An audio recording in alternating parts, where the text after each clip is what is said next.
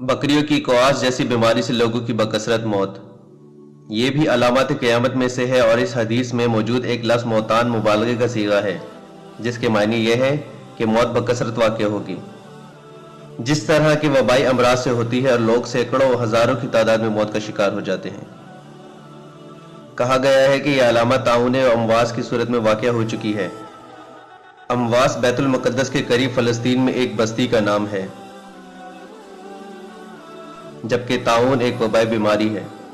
इसमें एक फोड़ा या सोजिश जिस्म के किसी हिस्से में जाहिर होती है और इसके साथ ही मरीज को शदीद दर्द और बेचैनी होती है।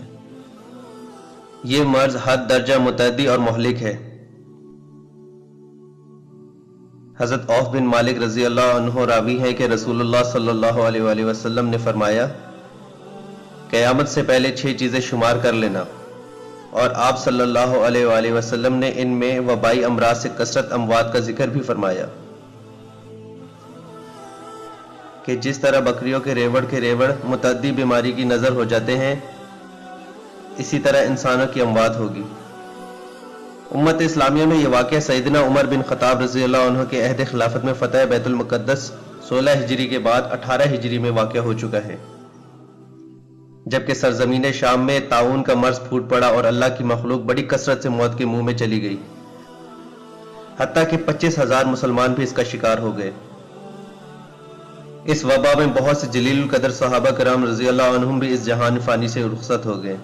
इनमें सैयदना मुआज़ बिन जबल, अबू उबैदा, शजील बिन हसना, फजल बिन अब्बास बिन अब्दुल मुत्तलिब रज़ी अल्लाह अन्हुम और बाज़ दूसरे हजरात भी शामिल थे।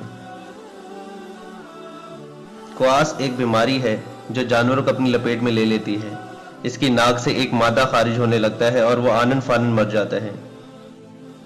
नबी करीम सल्लल्लाहु अलैहि वसल्लम ने मौत की इस कसरत को क्वास से तशबीह इसलिए दी है कि ताउन में भी बदन में एक ऐसा ही जख्म होता है जिससे एक सयाल मादा खारिज होता है और मरीज इसके बायस मौत के मुंह में चला जाता है।